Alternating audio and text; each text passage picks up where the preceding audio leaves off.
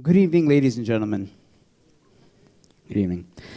I think we can all agree that having goals in life is really important, right? We all have been told that ever since we were a young age. And the process seems simple enough. We set a goal, make a plan, work on it, stick to it, and eventually it'll all work out, right? We all know that that's a little easier said than done. Now, I've set many goals in my life. I've set many goals, and I have failed many times. I have failed so many times that the only comfort I have is that knowing that there are millions of other people just like me. In fact, statistics say that only 8% of people who set New Year's resolutions actually follow them. And out of a really small population of people that actually do set goals, 80% of them fail at achieving their goals. While it does serve to make me feel better about myself, it is still quite worrying. And that is why today I'm going to provide you with a tool to achieve your goals in a more consistent and confident fashion. And that tool is known as the law of attraction. Now, what the law of attraction states is that whatever we think about, we bring about. That our thoughts have the power to influence our reality and our world around us. We've all grown up with quotes along the lines of, whatever the mind can conceive and believe, it can achieve. Or whether you think you can or you can't, either way, you are right. Henry Ford said that. This has permeated itself in the self-help industry for decades. However, it was only about 10 years ago, with the release of a book by Rhonda Byrne called The Secret, that the law of attraction took the world by storm. It sold 20 million copies worldwide and was translated into 50 different languages. And the reason I believe for its success was because we can all relate to the idea that somehow or another our thoughts do affect our daily lives. We might have experienced something whereby we've been thinking of an old friend that we've not met in years, and suddenly he calls us out of the blue.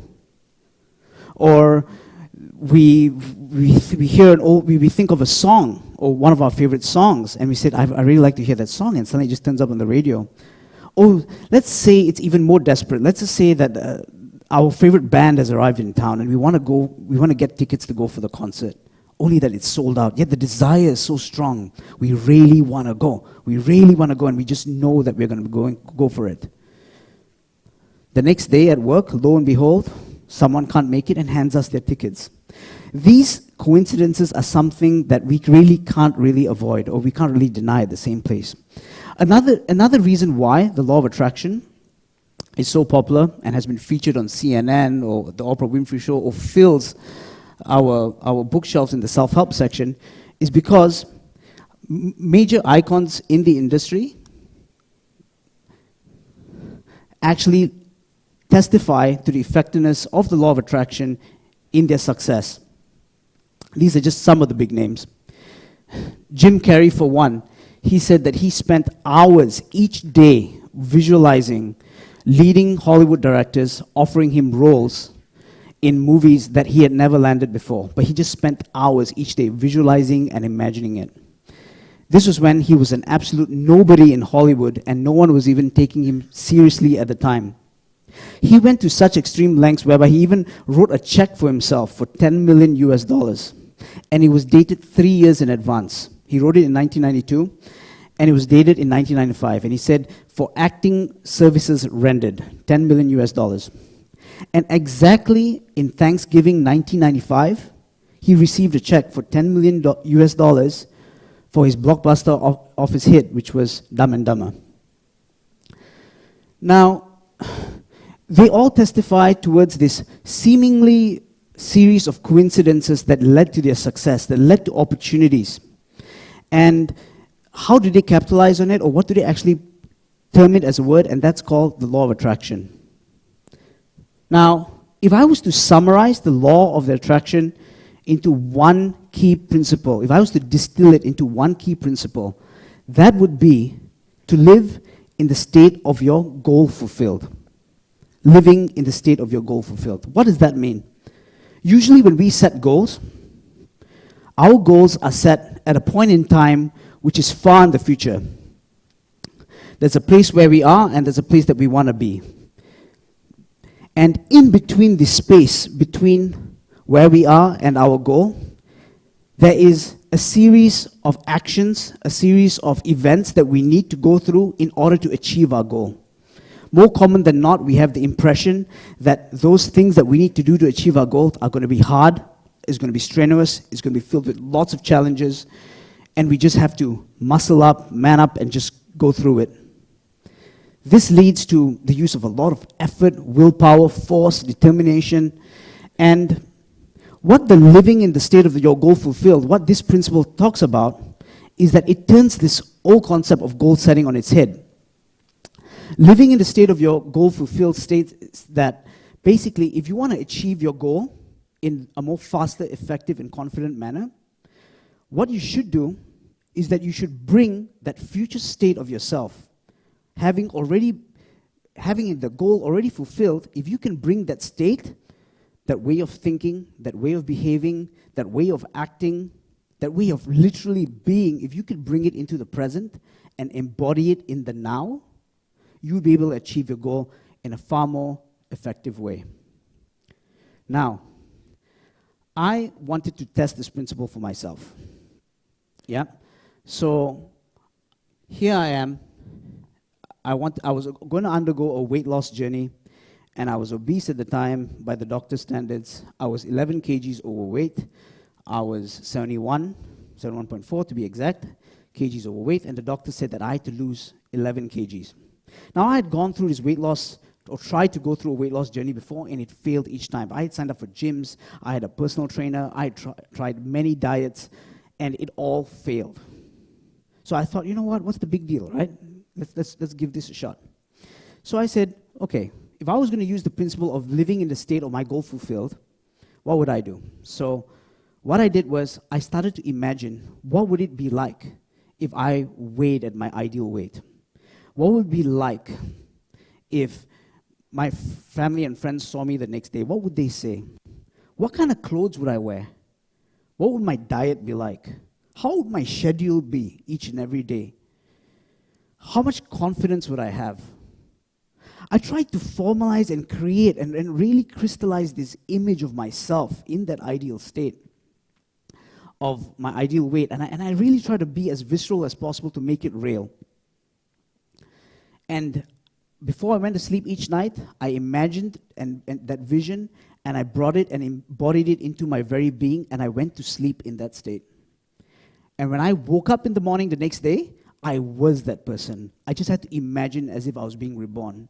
And I would just embody that state the very next day. So, after 3 months, literally I dropped 11 kgs, and I surpassed the goal of what I'd originally set to do. And, thank you. And what was so interesting and was so different than the last times I actually had done this before was that for the first time in my life, there was no indication of force. There was no inner drive for willpower to strive to exercise or to avoid certain foods or to say no to things. And it was like previously, if I was trying to lose weight, there would be an inner voice saying that, you know what, Arvind, you've not eaten pizza in like 2 weeks. You've got to have this one. And then I'll be saying, no, I can't do that. No, so there was none of that force. And it made such a huge difference in terms of the level of discipline and motivation required to achieve the goal that I was astounded. In the beginning, I do admit, it seemed kind of awkward. Yeah? So I woke up and I went around as if I was this new healthy person, and I was saying no to donuts at work, and I pushed away the soft drinks with my lunch, which I usually had every day. And I felt like I was acting like it wasn't real. I felt like I was lying to myself for a while. But that was just in the beginning. After 3 to 4 days, it just became normal. I just normalized that state of being. And what previously would be affirmations, we've all heard of affirmations where you say like, oh, I'm a healthy person, I am self-conscious, I love salad. You know, you keep trying to tell yourself that, hoping it really becomes real. Now, I didn't have to do that because my affirmations turned into actual inner self-talk. It was just like I was talking to myself. Like, yeah, you know what? Sorry, 6 p.m., I can't go out, guys. I've got a workout to go to. That's it. I just embodied that state and made it real. Now, this is interesting. So you might say, hey, you know what, Arvind, that's great, well done. But you know what? That was a fitness goal. What about those kind of goals where you have no control over the outcome? What if it's a job promotion? What if it's you want to win a competition? What if you want to land a dream vacation? What about those kind of goals where you can't control the food that you put in or the exercise that you do? What about those goals? Does this still work? So I want to share with you 2 other stories. What you see before you is Hagia Sophia. Hagia Sophia is from Istanbul. It's one of the major landmarks. And many years ago, I saw an ad for tourism in Turkey, right? And I had this desire to visit Istanbul. And I didn't have the money at the time, nor did I have the leave to actually go out. Like, my leave was done for the year, right? So I was like, okay, you know what? But I'm still going to apply the principle. I'm still going to believe in it as if I'm there, right? So I read up about Istanbul, Hagia Sophia, and I read up everything I could about Turkey. And suddenly, and not long after that, a friend of mine gave me a game. That game was called Assassin's Creed. Revelations, to be specific, guys. Right? And that game was set in a historical setting. It was set in ancient Constantinople, which is where Istanbul formerly was. And in that game, I was exploring the Galata Tower. I was swimming in the Bosphorus River. I was just literally exploring the city of Istanbul. In that game, it was a 3D dimensional game. And I was enjoying myself and enjoying the game as it was. About 2 weeks after that, I was in the office, in the staff room, in the staff pantry actually, and I was just having an off-topic discussion with a colleague of mine about the Middle East, about Turkey, about exploring business opportunities, and I just sort of mentioned the word Istanbul passingly. And later that day, my boss calls me into the office, and he says, hey, Arvind, we've got this project upcoming in Istanbul. I overheard you in the pantry talking about it. Do you want to go? Do you want to handle it? And that's when, without a doubt, I knew that something magical had happened. Before I knew it, I was right there in Istanbul, in the Hagia Sophia. I was literally exploring those things that I had experienced in-game, in real life. Now, just to give you an idea, guys, this image here that you're seeing is the 3D in-game graphic of the Hagia Sophia, and this is what it looks like in real life. Pretty realistic, no? Yeah. So, it only occurred to me years after that, that if I didn't have that desire, if I didn't have that interest or that undying desire to actually visit that place, or if I didn't actually embody that game in that way by living it out, I probably wouldn't have had that conversation with that colleague at work, which probably wouldn't have led to my boss hearing it, and then I wouldn't have landed the project in the first place. I only was able to put the pieces together later. Another story I'd like to share is about a very close friend, one of my best friends from Singapore. And years ago, he had an intention to become a mover and shaker in the hospitality industry. And he had no real, his educational requirements weren't the best. But he went into work with a major hotel chain as a very junior member of staff, but with the intentions to grow and be senior management. That was his goal, and I remember him telling this to me so clearly. So he actually was when he joined that hotel, he was working at the front desk, and he was so low on the chain of command that he didn't even have a business card. They didn't even give him a business card. But what he did was he went out and he self-printed his own business cards, which was against company policy, by the way. But he did it because he knew where he wanted to be, so he just did it. He even wore a suit to work each day, at the front desk. And his colleagues were laughing at him and putting him down and saying, "What's this guy? What's he doing? Wearing a suit to work? Yeah, he works front desk." But he knew what he wanted, and sooner rather than later, when things were going wrong, when customers had problems, who did they turn to? They turned to the guy in the suit. And he was able to fix each and every one of those problems. Soon enough, management took notice and they promoted him to manager. But he wasn't satisfied yet. He started writing email. He told me this, and I was like, "What is incredible?" He started writing emails to himself with a signature of the position that he wanted, and he started sending it to himself so he could see it with that email signature of the job title or what he wanted with his name. And he did that to get that visceral feeling of being in that state of the goal fulfilled. 10 years later, exactly a decade pretty much, he became CEO of not just that hotel, but the chain of hotels which that hotel belonged to.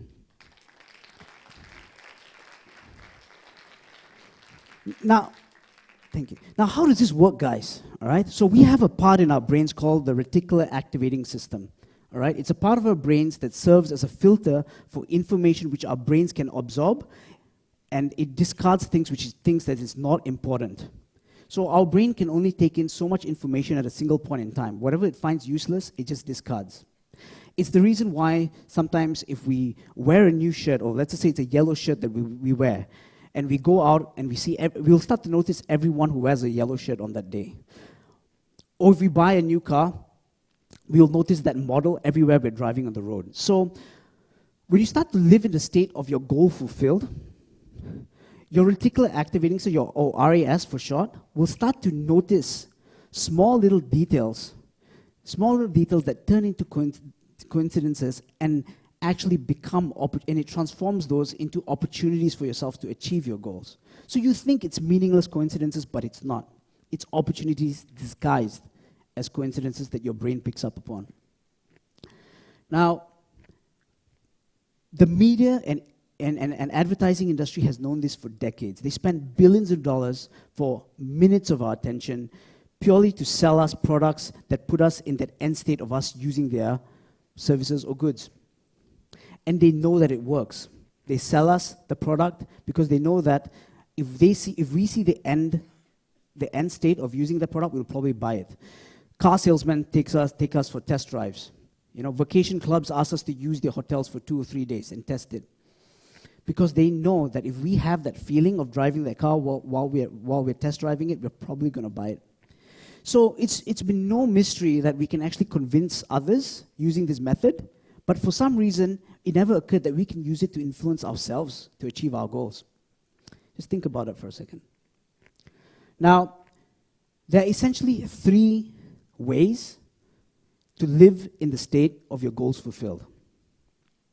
The first and most important step, or all of them are important, but the first step is to crystallize the goal and make it as real as possible.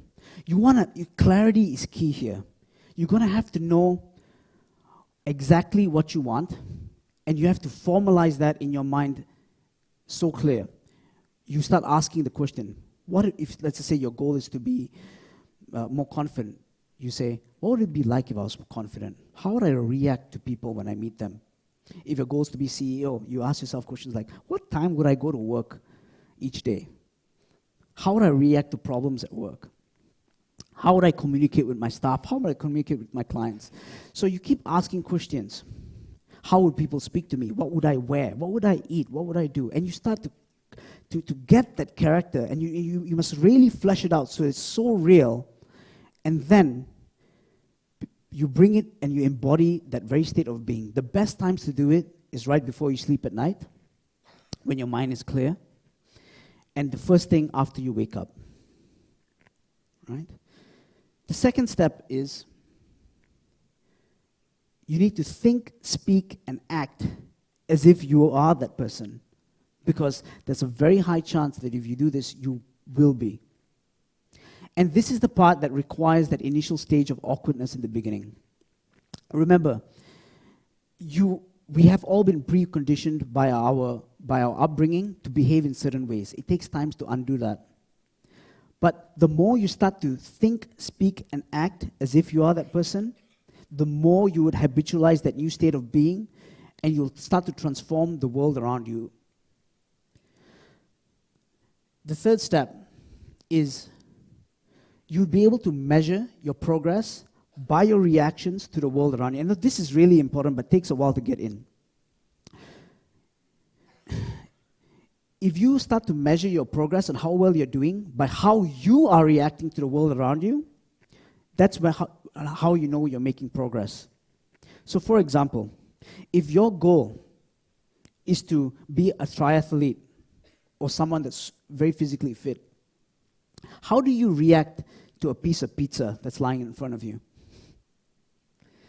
If your goal is to be an aspiring entrepreneur, right, or one of the top entrepreneurs in the country, would you really spend your weekend binge watching Netflix? Probably not. So the more congruent you are with how you are reacting to the world around you, especially when circumstances don't support you, like failure. Is an event failure or is it feedback? That's another important one. So the more congruent you are with that version of yourself, that future version of yourself, and your reactions to the world around you, the faster your goals would manifest. And that's the important thing, to measure yourself. Now, what I would like you guys to do today when you go back is to go back and really crystallize and create that and ask yourself, what is that greatest and grandest vision of who I am for myself? What is that greatest, highest possibility of my human potential that I can be? And you really crystallize that goal and make it as real as possible. After of which, go back, think, and speak, and act, and really embody that new state of being in the present. Not at a time in the future, not when you start your gym training program or take whatever steps that you need to do, but now. And third, start to measure your progress by your reactions to the world around you. And with that, you go out there and you build your dreams. Thank you very much.